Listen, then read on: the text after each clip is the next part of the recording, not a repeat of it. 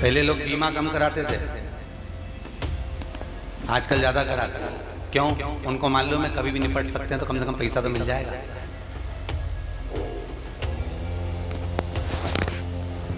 अब बगीचे से सारे पुष्प तोड़े गए,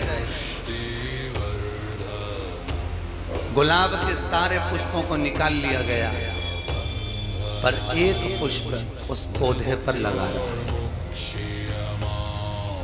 कोई ने कहा ये अच्छा नहीं लग रहा, कोई कह रहा है ये ठीक नहीं है, कोई कह रहा है बहुत छोटा है, पर उस पौधे पर एक पुष्प रखे रहने का कारण केवल इतना था कि उस पौधे को भी मालूम था कि कोई भूले चुके से आएगा और बहुत जरूरतमंद अगर आएगा तो उसको ये पुष्प प्राप्त हो जाएगा और ये कहीं मैं परमात्मा के चरणारविंद तक पहुंच जाऊंगा, कहीं किसी वीर सैनिक की समाधि पर चढ़ जाऊंगा। वो पुष्प को भी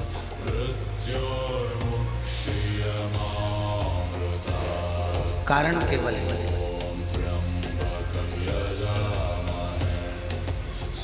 आपके पड़ोस में रहने वाला व्यक्ति कोई डनलप के गद्दे पर सो रहा होगा, कोई एसी के रूम में सो रहा होगा, और हो सकता है आप टूटी खाट पर सो रहे हो सकता है साधारण पलंग पर आप सो रहे होंगे, हो सकता है पंखा ही आपको प्राप्त हो। संत कहते हैं एक झोली में फूल भरे हैं, एक झोली में कांटे, तेरे बस में कुछ भी नहीं, वो बांटने वाला बांटे, जरूर कोई कारण हो। धन का बिस्तर मिल जाए पर नींद को तरसे नैन, और कांटों पर भी सोकर आए किसी के मन को चैन। धन का बिस्तर मिल गया, ऐसी का रूम मिल गया, डनलप का गद्दा मिल गया, बड़ा तुम्हारे साथ जिस दिन तुम्हारे यहाँ बहुत काम रहेगा, जिस दिन बहुत खिलारा रहेगा, बहुत काम का टेंशन रहेगा, बहुत काम पड़ा होगा, उस दिन तुमको थकान बहुत ज़्यादा होगी और नींद ऐसा लगेगा थोड़ा आधा घंटा और सो लूं, 1 घंटा और सो लूं। और जिस दिन तुम एकदम फ्री रहोगे, तुम सोचोगे अब कल तो मैं एकदम फ्री हूँ, कुछ भी काम नहीं है, उठूंगी 8 बजे, मालूम पड़े सवेरे 5 बजे से उठ के बैठ जाएगी। सवेरे 5 सो रहे था, विचार कर कर बैठी थी, कितनी बजे ट्रेन पहुंची, ट्रेन पहुंचने का टाइम कितनी बजे का, 1 सवा 1:30 बजे का है ना, तो तुमने दोपहर में 3 बजे तुम बैठी, और बैठने के बाद तुमने सोचा आज तो बहुत व्यस्त हो रही ना, इंदौर से चली ना, उज्जैन पहुंची ने, इतना सामान तोका ने, गाड़ी में धरिया, मैं तो बड़ी थक गई, पर रात को जो सोऊंगी ना तो सवेरे कुछ भी हो जाए 8:30-9 बजे से पहले नहीं उठूंगी, चाहे कुछ भी हो जाए। और मालूम पड़े इतना कचरा जैसी ट्रेन भरी गई, इतनी भरा गई कि 5 बजे से उठ के बेचारी धापो की बाई की तरह बैठ गई। अब करे तो करे 5 बजे से, और सोच के बैठी थी कि मैं कम से कम 8-9 बजे तक उठूंगी, कोई तुम्हें जगाए, कोई कुछ करे, कोई कुछ करे, पर नींद अब आए तो आए कैसे, अब पड़ी भी नहीं देती बनी कि करूँ,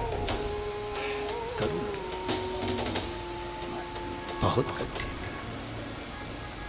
बहुत कठिन।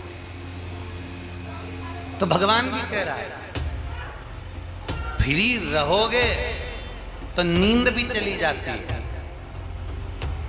इसलिए बहुत सुंदर बात कही, दुनिया के लोग सोने के लिए टेबलेट खा रहे हैं, नींद की गोलियां खा रहे हैं।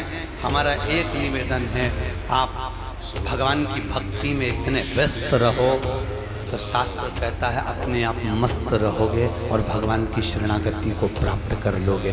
भजन करो, तुम दिन पे ही समाहित होती है तो भक्ति के बीज स्फुटित होने के बाद में निंद्रा अपने आप वहां प्रवेश कर जाती है। आप भजन में लगोगे, चित्त स्मरण में लगोगे, ठाकुर जी की सेवा में लगोगे, भगवत नाम में लगोगे, आप रूप आपके हृदय चित्त वृत्ति में शांति का अनुभव होगा, सुख का।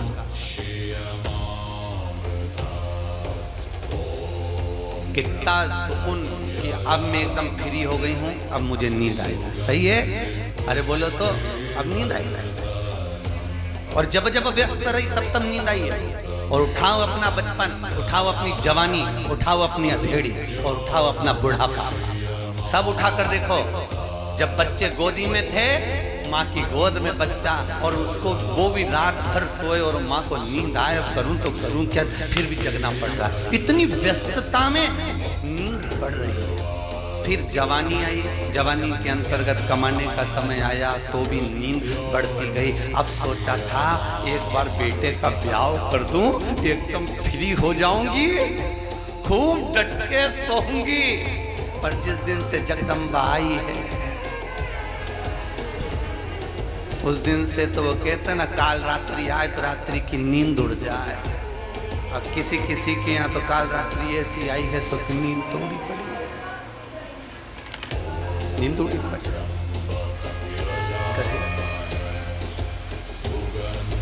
अब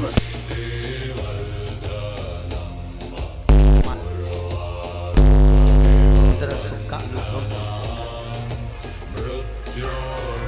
सोचा था बचपन गया, जवानी गई, अधेड़ी गई, बुढ़ापा बहुत सुकून से निकालूंगी, बहुत सुकून से। रोशन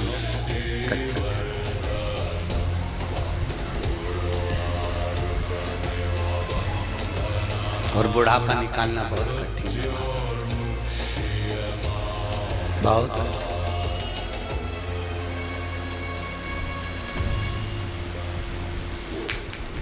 कौन कौन आया था खाटू श्याम की कथा में? हाथ उठाओ, रखिए। जहाँ स्टेज बना था उसके पास में 2 सोफे लगे थे, देखा था आपने? अरे बोलते जाओ, देखा था? वहां पर एक बूढ़े बूढ़े से दादाजी बैठते थे, देखा था? गोरे गोरे से थे, हल्के से सिर पे। उनके 2 बेटे, उनको छोड़ने के लिए खाटू श्याम आया। हमने उनसे कहा देख लीजिए आप, ये नीचे का रूम है, ऊपर का रूम है, कहाँ माता जी नीचे रहेंगी तो पिताजी आपके ये पुरुष लोग रह रहे हैं एक रूम में, इनके लिए हम रूम खोल दिए। बुढ़ापा देखना,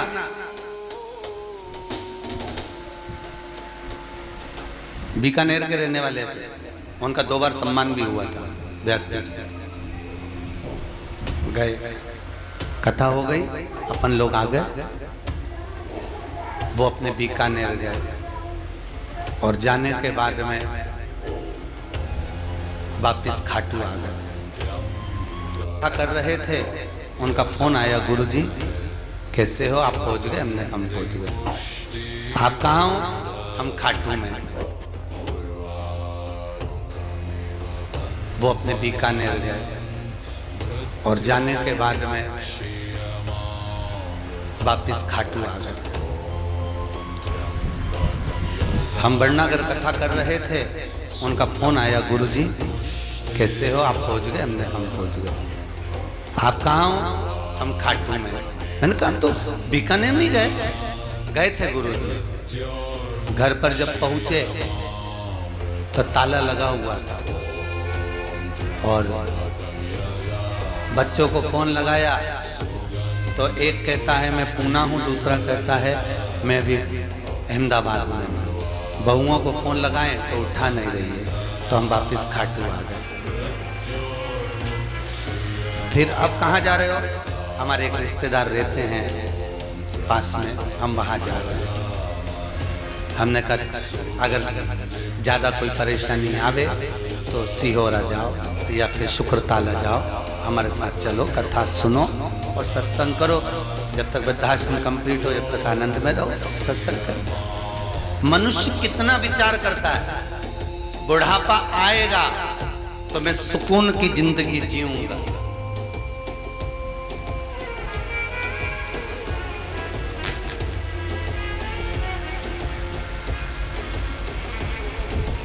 हमने उनके बच्चों को फोन लगाया, हमने कहा बेटा तुम्हारे पिताजी यहाँ खाटू में रह रहे हैं, जयपुर वाली धर्मशाला में ठहरे हुए हैं। कहा गुरुजी वो अब बुढ़ापा आ गया ना तो सत्संग करने दो। तो बेटा घर तो के बुढ़ापे में तो वैसे भी वानप्रस्थ में रहना चाहिए, तो यहाँ रहकर करेंगे। ठीक, व्यक्ति सोच रहा है विचार कर रहा है। फिर निवेदन करूंगा, जिस गांव में पानी की कमी होती है वहां की फसल बिगड़ जाती है, और जिस घर में संस्कारों की कमी होती है वहां की नस्ल बिगड़ जाती है। और मुझे पूरी उम्मीद है आप अपने बच्चों को अच्छा संस्कार देना। भाटिया जी, मैं बड़ा खुश हूं जो आपके बेटे बहू यहाँ बैठकर कथा का रसपान कर रहे हैं, और ये भारती भाभी के संस्कार हैं आपके बेटे और बहुओं में। हम कहेंगे कि आप कह रहे होगे कि भारती भाभी तो चली गई, पर सत्य कह रहा हूं, अभी तक उनको मोक्ष नहीं मिला। जब तक वो 7 दिन की सुखताल की कथा नहीं सुन लेती वो कहीं नहीं जा सकती। ये पक्का, ये पक्का। संस्कार दिए हैं बच्चों को, और आप जितने अपने माता पिता का आदर करोगे, मेरा मुख्य लक्ष्य, कई लोग कहते हैं गुरुजी आप माता पिता पे ज्यादा बोलते हो, कई बहुओं के फोन आते हैं, मैसेज आते हैं कि गुरुजी आप बहुओं के लिए कुछ नहीं बोलते, जब बोलते हैं माता पिता के लिए बोलते हैं। हम कहते हैं तुम माता पिता की सेवा कर लो, तुम्हारी औलाद तुम्हारी सेवा कर लेगी, हमें तुमसे मतलब ही नहीं है। हम तो केवल इतना करें, तुम झुकोगे तो दुनिया तुम्हारे आगे झुक लेगी, तुम आदर करोगे दुनिया तुम्हारे आगे आदर करेगी।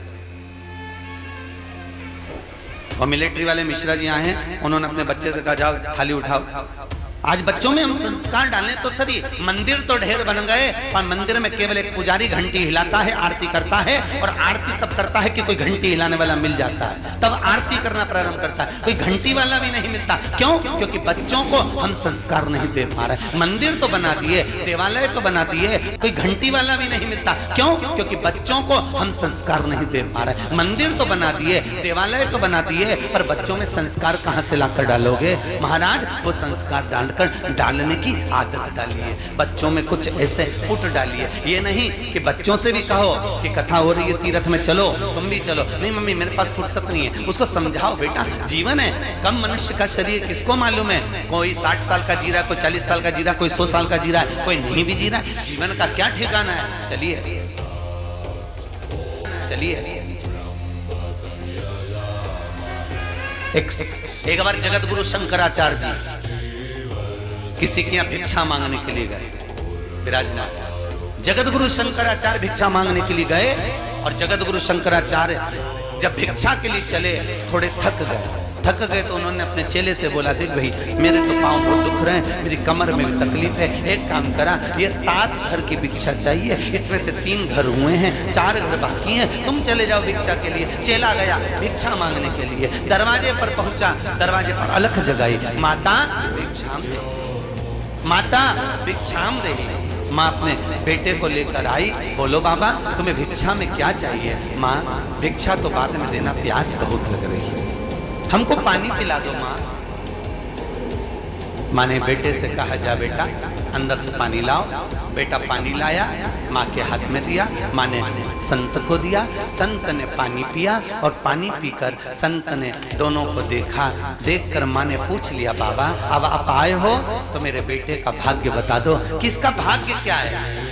संत ने बेटे को देखा, और बेटे को देखकर भगवान का स्मरण करा, शंकर का स्मरण करा, भोलेनाथ जी का स्मरण कर शंकर से स्मरण कर पूछा, इस बेटे का भाग्य क्या है? नेत्र बंद कर जब शिव का स्मरण कर देखा तो इसकी तो केवल मात्र 15 दिन की आयु और है, केवल 15।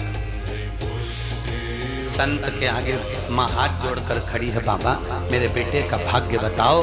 संत कहते हैं भाग्य बताऊंगा पर तू रुक। पर संत को लगा एक माँ के सामने बेटा मर जाए तो ये बात कहूं तो कहूं कैसे, फिर भी कह रहे बाबा बोलो। बाबा ने कहा इसकी उम्र मात्र 15 दिन की है, बाबा कोई कृपा कर दीजिए, कुछ कृपा दर्शा दीजिए। बाबा कहने लगे मैंने तो भगवान से भी विनती करी, पर भगवान बोल रहे हैं कि इसकी उम्र तो मात्र 15 दिन की है, मरना तो पड़ेगा, सत्य है मरेगा। बाबा चले गए, जगत गुरु शंकराचार्य बाबा के चरणों में जाकर बैठ गए। जगत गुरु शंकराचार्य जी ने पूछा तुम ले आए जल? हाँ। पियाए पानी? हाँ। कुछ भाग लाए? हाँ महाराज जी। एक घर बचा है, 3 घर में होकर आ गया हूँ। ठीक है, एक घर से और लिया, लाए, समय बीता। 4 दिन बाद वो चेला तो नहीं गया, शंकराचार्य जी खुद निकल कर चले गए। और जगत गुरु शंकराचार्य जब निकल कर गए तो जाते जाते जाते जाते उन्होंने उसी समय उस बुढ़िया के घर में प्रवेश किया। प्रवेश कर भिक्षा मांगी, चले गए। 1 महीने के बाद वही संत को शंकराचार्य जी ने वापस भेजा और ये वही अम्मा के यहाँ पहुंचा, वही बुढ़िया के यहाँ। उसको लगा बेचारी का बेटा मर गया होगा, चलो थोड़ी सांत्वना बधा दे। और पहुंचे और कहा, माँ भिक्षाम दे। माँ तो नहीं आई, वो बेटा दौड़ कर आया और बेटा दौड़ कर आकर भिक्षा देने लगा। संत को आश्चर्य हुआ कि ये जीवित कैसे रह गया, ये जिंदा क्यों है। तुरंत माँ से पूछा, बाबा ये माँ ने तुरंत बाबा ने पूछा, माँ इसकी तो आयु 15 दिन की थी, फिर ये जीवित कैसे रह गया, ये जिंदा कैसे है। कहा, बाबा तुम्हारे जाने के बाद 4 दिन बाद कोई संत भिक्षा मांगने आए थे, मेरा बेटा उनको कुछ देने के लिए भिक्षाम दे। माँ तो नहीं आई, वो बेटा दौड़ कर आया और बेटा दौड़ कर आकर भिक्षा देने लगा। संत को आश्चर्य हुआ कि ये जीवित कैसे रह गया, ये जिंदा क्यों है। तुरंत माँ से पूछा, बाबा ये माँ ने तुरंत बाबा ने पूछा, माँ इसकी तो आयु 15 दिन की थी, फिर ये जीवित कैसे रह गया, ये जिंदा कैसे है। कहा, बाबा तुम्हारे जाने के बाद 4 दिन बाद कोई संत भिक्षा मांगने आए थे, मेरा बेटा उनको कुछ देने के लिए गया था, तो उन संत ने आशीर्वाद दिया था, आयुष्मान भव, आयुष्मान भव होने का आशीर्वाद दिया था। और फिर वापिस बेटा मेरा जीवित रह गया। संत को लगा कि ऐसा कौन संत आ गया जो आयुष्मान होने का आशीर्वाद दे गया। संत ने भगवान शिव की आराधना करी, शंकर से पूछा, भोलेनाथ इसकी 3 दिन 15 दिन की आयु थी, फिर बच कैसे गया, ये जिंदा कैसे है। मैंने आपसे पूछा था तो आपने कहा था मरेगा जरूर, फिर जीवित कैसे रह गया। भगवान शंकर कहते हैं, एक बार हमारी वाणी टल सकती है पर गुरु की वाणी कभी नहीं टल सकती। गुरु की वाणी की टेक तो परमात्मा को भी रखना पड़ती है। गुरु अगर एक बार सच्चे हृदय से आपको अगर आशीर्वाद प्रदान कर दे, और याद रखना गुरु 4 होते हैं। कितने गुरु हैं? 4। पहला गुरु है माँ, दूसरा गुरु है पिता, तीसरा गुरु है शिक्षक, चौथा गुरु है सतगुरु। सतगुरु ये चौथे नंबर का गुरु आखिरी नंबर पर है, पर सबसे पहले नंबर का गुरु है माँ और दूसरे नंबर का गुरु है पिता। दुनिया का सारा काल भी अगर बेटे पर आ जाए और माता पिता अगर जिंदा हैं तो बेटे का बाल बाप का नहीं हो सकता, अगर माँ और बाप विचार कर ले। गुरु है, माता पिता वो गुरु है, माता पिता वो गुरु पद पर है जो जीवन का सुख प्रदान करने वाले, जीवन का आनंद देने। तीर्थ धाम आपके चरणों में, सारे तीर्थ धाम आपके चरणों में। हे गुरुदेव प्रणाम आपके चरणों। दुनिया के सारे तीरथ, सारे सुख, सारे आनंद मेरे भगवान सदगुरु के चरणारविंद में है। गुरु के चरणों, जो दुनिया में कोई ना कर पावे वो गुरु कर दे। और खुद देख लो, सुखदेव जी महाराज के चरित्र को आप सुनने के लिए बैठे हो तो सुखदेव जी महाराज के चरणों में राजा परीक्षित जाकर बैठा था। मरना 7 दिन में था, मृत्यु सत्य है, आएगी, पक्का है। जन्मे जने कांच का महल बनवाया,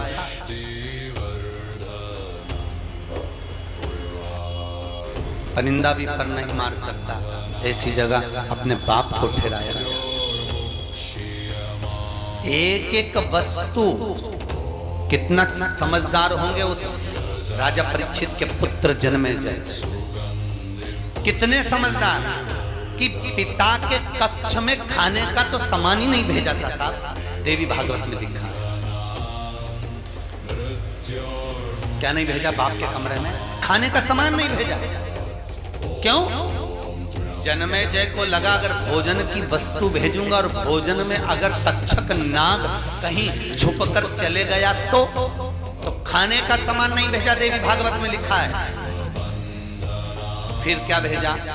पानी को भी छान कर कपट छन कर जल को भी भेजता था, तो 7 बार वस्त्र से छान कर भेजता था। कपट छन।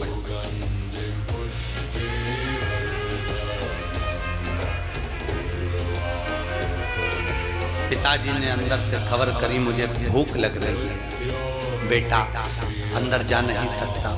कहा एक काम करिए, फल टोकनी भरा भरा कर। जन्मेजय ने बुलाया, क्या है इसमें? क्या अनार भरा है? अनार?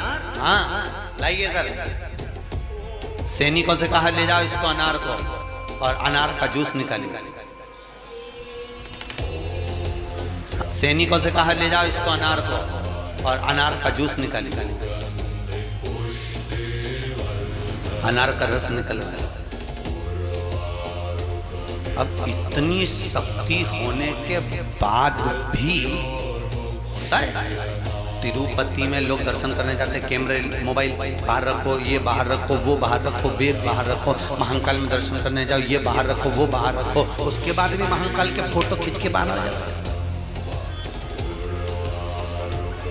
उसके बाद भी तिरुपति के फोटो खींचकर बाहर आ जाते हैं। तिरुपति के फोटो खींचकर बाहर आ जाते हैं। इतनी शक्ति होने के बाद आप कैमरे की निगाह में हो, हर जगह पर लिखा है, हर जगह पुलिस वाले खड़े, गार्ड खड़े, चेकिंग कर रहे हैं, जांच कर रहे हैं। उसके बाद भी वस्तु अंदर। उसके बाद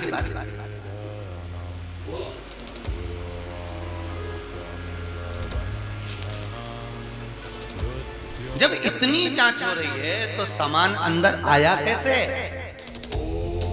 पहुंचा कैसे? महाराज अनार का जूस निकलवाया, रस, और रस निकलवाया, पात्र में रखा। पहले के समय में जो गिलास चलते थे, बड़े गिलास में नीचे किन्नौर होती थी। उस किन्नौर के अंदर जो पेंदी में जगह बची थी, उस जगह में तक्षक नाग चिपक कर चला गया। मृत्यु सत्य है। फल खाने को नहीं दिया, अन्न भोजन में नहीं दिया, कोई वस्तु अंदर नहीं जाने दी। देवी भागवत कहती है कि उस भागवत का चरित्र वर्णन करता है, जब तक्षक को जाना था तो एक फल के जूस के गिलास में नीचे पेंदी में चिपक कर चले गया। मृत्यु सत्य है, रहेगी अजर, ये कोई टाल नहीं सकता। कई लोग कहते हैं हम अभी तबीयत ठीक नहीं है, कथा में कैसे जाए, कुछ हो गया तो तू तो इंदौर रहेगी तो भी हो जाएगा।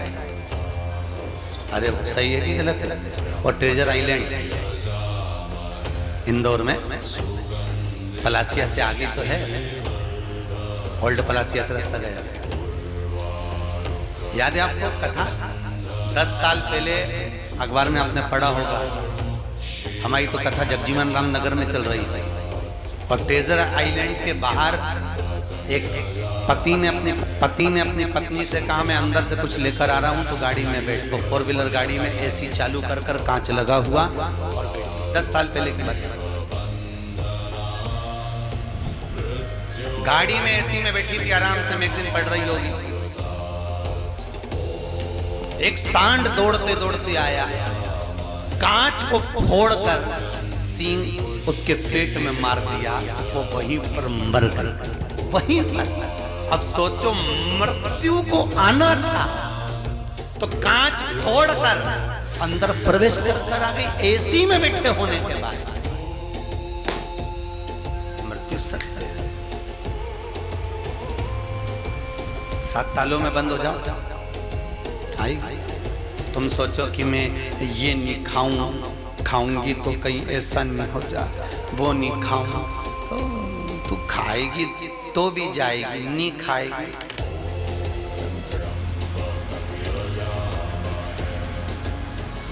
जयपुर के घंटा घर के पास में तनु नाम की लड़की रहती है, तनु दुबे।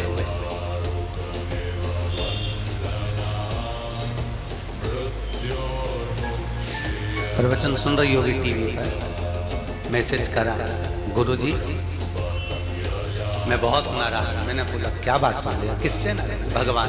क्यों? मेरी मम्मी ने मैं हमेशा अपने बॉडी को मेंटेन करने के चक्कर में मैंने कुछ भी नहीं खाया, सारा बाजार का छोड़ के रखा, ये करा वो करा, कुछ नहीं खाया, बॉडी को मेंटेन कर रखा। 32 साल की मेरी आयु है, अभी तक मैंने अपने शरीर को अच्छा रखा, फिर मेरे को कैंसर क्यों हो गया? मुझे ये रोग कहां से आ गया? एक समझना। नैनों में जल भर कर तो वो कहती है इससे तो मैं खा लेती तो मुझे दुख नहीं होता कि मैंने खाया, मैंने आनंद अपनी जिंदगी को जिया।